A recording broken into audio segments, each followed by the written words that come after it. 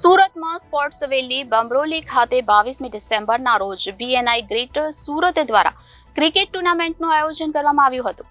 આ ટુર્નામેન્ટમાં મહિલા અને પુરુષો મળીને કુલ 16 ટીમોએ ભાગ લીધો હતો. આ 14મીથી મળીને આશરે 600 જેટલા પ્લેયરો ક્રિકેટ ટુર્નામેન્ટ રમશે. આજ રોજ ક્રિકેટ ટુર્નામેન્ટનું ઓપનિંગ સેરેમની કાર્યક્રમ યોજવામાં આવ્યો હતો. આ ટુર્નામેન્ટ 3 દિવસ સુધી રમાડવામાં આવશે, જેમાં વિનર ટીમને રોકડ રકમ અને ટ્રોફી આપવામાં આવશે તથા રનર્સ અપ ટીમને ટ્રોફી અને યોગ્ય ઇનામ આપવામાં આવશે.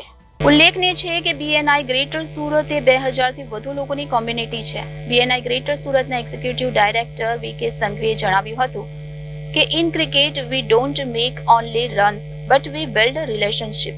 બાઉન્સની સિગ્નેચર ઇવેન્ટની આ ત્રીજી એડિશન છે. 22, 23 અને 24 ડિસેમ્બર દરમિયાન આ ઇવેન્ટ યોજાઈ રહી છે. આ બીએનઆઈ ગ્રેટર સુરત દ્વારા જે ક્રિકેટનું આયોજન કર્યું છે, કેટલી ટીમો ભાગ લઈ રહી છે? આ બીએનઆઈ રિજનની અંદર ટોટલ 2000 મેમ્બર છે. એની અંદર સિલેક્શન કરીને અમે 10 ટીમ લીધેલી છે. જે 10 ટીમ છે તે મેલની છે અને 4 ટીમ ફિમેલની છે. એ 10 ટીમની અંદર અમે 15 પ્લેયર રમાડીએ છીએ. ટોટલી 150 મેમ્બર્સ અમે આની સાથે સંકળાયેલા છે આ ટુર્નામેન્ટની અંદર. એક જ દિવસનો કાર્યક્રમ છે? આ ટોટલી 3 દિવસની ટુર્નામેન્ટ છે. 22, 23, 24 ડિસેમ્બરના સવારના 8 વાગ્યાથી રાતના 11:30 વાગ્યા સુધીની ટુર્નામેન્ટ છે. કેટલી ઓવરની મેચ છે? ટોટલી 14 ઓવરની ટુર્નામેન્ટ છે આ એરિયા, જેની અંદર 15 પ્લેયર રહેશે. અચ્છા, આમાં જે ફર્સ્ટ અને સેકન્ડમાં આવશે ને શું ઇનામ આપવામાં આવશે? ફર્સ્ટ ટીમ છે તેને મળશે 1 લાખ રૂપિયા, સેકન્ડ ટીમને મળવા છે 75,000 રૂપિયા અને થર્ડ રનરઅપને મળશે 50,000 રૂપિયા. આ ફર્સ્ટ આયોજન હતું?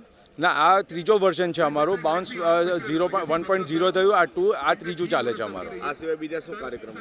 સર, એના પછી અમારી નેશનલ કોન્ક્લેવ આવી રહેલી છે, જે ફેબ્રુઆરીની અંદર છે totally. Reporter Arvind Rathod, Janadesh news, Surat.